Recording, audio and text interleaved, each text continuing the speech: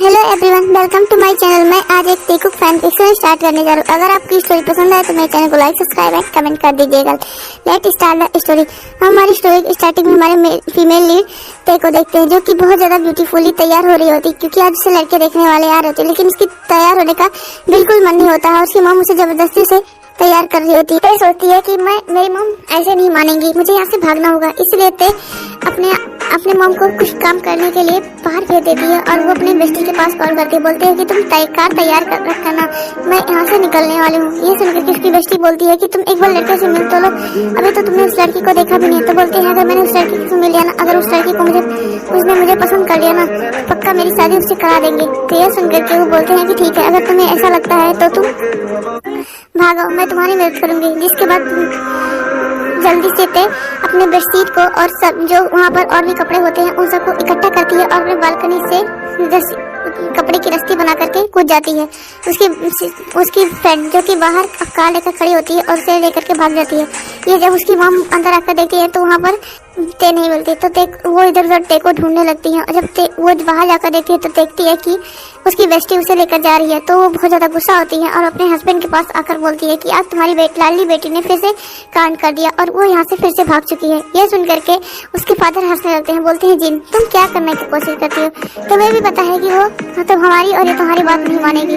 वो love marriage करना चाहती है और तुम उसकी अरेंज मैरिज कराना चाहती हो। तो तुम सोच लो, हमारी भी लव मैरिज थी, हमने अपने फादर मदर से झगड़ा करके शादी की थी।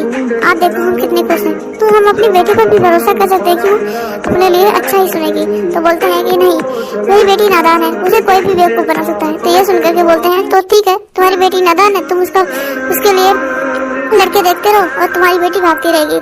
ये कितने बार हो गया? ये 50वीं बार है। तो ये सुनकर के वो बोलते हैं ये 50वीं बार है और वो 50वीं बार आज घर से भाग भी चुकी है।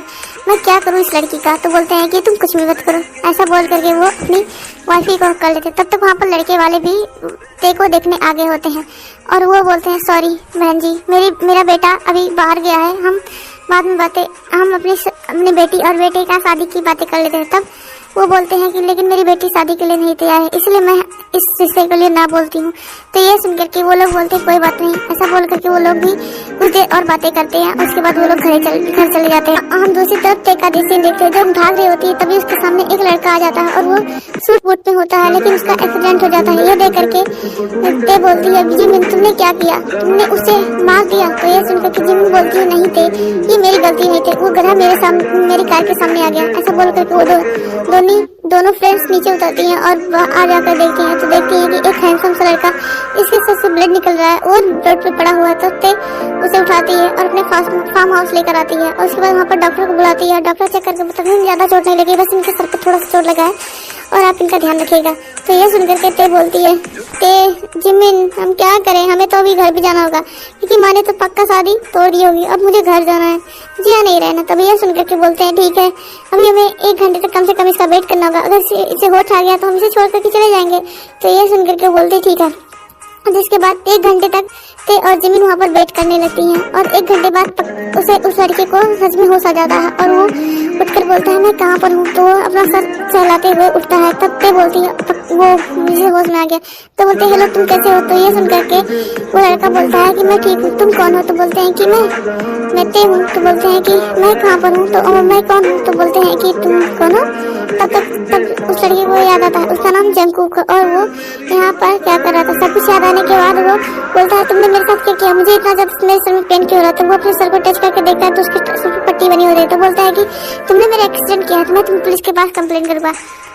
ये सुनकर के ते बोलती है प्लीज ऐसा मैं ठीक है, अगर तुम मेरे घर पर छोड़ दो तो मैं तुम्हारे साथ कुछ नहीं करूंगा। तो ते बोलती है ठीक है, ऐसा मैं कर सकती हूँ। जिसके बाद ते जंगकुक को उसके घर छोड़ देती है, लेकिन जंगकुक को ते बहुत ज्यादा पसंद आ गई होती है।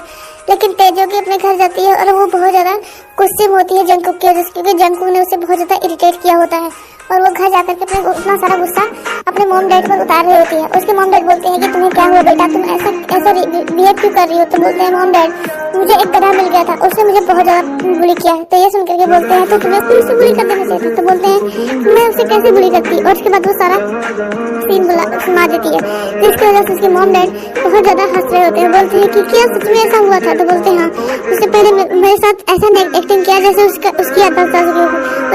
एक्टिंग कर रहा था कि मैंने उसका एक्सीडेंट किया है। फिर उसने मुझे अपने घर छोड़ने के लिए बोला। जब उसे उसके घर छोड़ने जा रहे थे तो मुझे इतने सारे क्वेश्चन पूछे कि मेरा दिमाग खा लिया। तो ये कैसे होता है, ये कैसे होता है और वो कैसे होता है, ऐसा सुन करके मेरा दिमाग सर दर्द करा। प्लीज मम्मा मेरा सर दबा दो ना। तो ये सुन करके उसकी मॉम बोलती है कि नहीं मैं तो नहीं दबाने वाली, तुम मेरी बात मानती हो? मैंने तुम्हारे लिए लड़का देखा था लेकिन तुम तो उस शादी से भाग गई। शादी करना नहीं था, बस तुम्हें उस लड़के को देखना था लेकिन तुम उससे भाग गई। तो बोलते हैं कि क्या हुआ मॉम, मैं भाग तो गई थी ना, और वैसे भी मुझे वो बिल्कुल नहीं पसंद आता इसलिए मैं भाग गई थी, आपका टाइम वेस्ट नहीं होता। तो बोलते हैं ठीक है कोई बात नहीं, अरे बेटी तुम जो करना चाहती हो कर सकती हो लेकिन कभी मेरे हमारे इज्जत पे कोई आँच आने मत देना। तो बोलते हैं कि हाँ मामा मुझे पता है, ऐसा बोलती है। तो वो बोलते हैं ठीक है चलो मैं तुम्हारे साथ दबा देती हूँ। इसके बाद जिन ते का सर दबाने लगती है। तभी जिन बोलती है कि वैसे ते तुम्हारे अंकल आंटी इस शहर में आ चुके हैं। तो बोलते हैं क्या सच में? तो बोलते हैं हाँ, और वैसे भी उनका बेटा भी आ चुका होगा जंगकुक। तो बोलते हैं जंगकुक? तो बोलते हैं हाँ। तब जंगकुक का नाम सुन करके ते को उस जंगकुक की याद आती है। तो बोलते हैं कि वो कैसा दिखता होगा मॉम? तो बोलते हैं कि जब वो छोटा था तो वो बहुत ज्यादा क्यूट था, तो शायद वो हैंडसम होगा। तो बोलते हैं हाँ हो सकता है। इसके बाद बोलती है माँ मुझे सोना है क्योंकि मेरे सर में कुछ ज्यादा ही पेन हो रहा था। बोलते हैं ठीक है जाओ। तो इसके बाद ते वहाँ से चली जाती है और अपने रूम में जाकर के ते जंगकुक के बारे में सोच रही होती है। वो जंगकुक के बारे में सोचते सोचते सो जाती है और दूसरी तरफ हम जंगकुक का सीन देखते हैं। जंगकुक जो कि अपनी मॉम के पास बैठ करके उनसे माफी मांग रहा था कि वो टाइम पर नहीं पहुंच सका। तो बोलते हैं कि हाँ मुझे तो पता ही था तुम टाइम पर नहीं पहुंचोगे। तो बोलते हैं कि वैसे भी कौन सी बड़ी बात थी, आप लड़की देखने गई थी ना, तो कैसी लड़की आप लड़की? तो बोलते हैं कि लड़की बहुत बेकार थी। उसने पहले हमारे साथ अजीब गरीब सा डांस किया। उसके मदर ने जब उसे डांस करने के लिए बोला तो उसने एक अजीब गरीब सा डांस किया। उसके बाद उसे गाने गाने के लिए उन्होंने बोला तो उसके फटे सुने आवाज को सुन करके तुम्हारे कानों में दर्द होने लगा। ये सब कुछ सुन करके जंगकुक के फादर जो कि बहुत ज्यादा हंस रहे होते हैं और बोलते हैं कि भाई तुम क्या बात कर रही हो,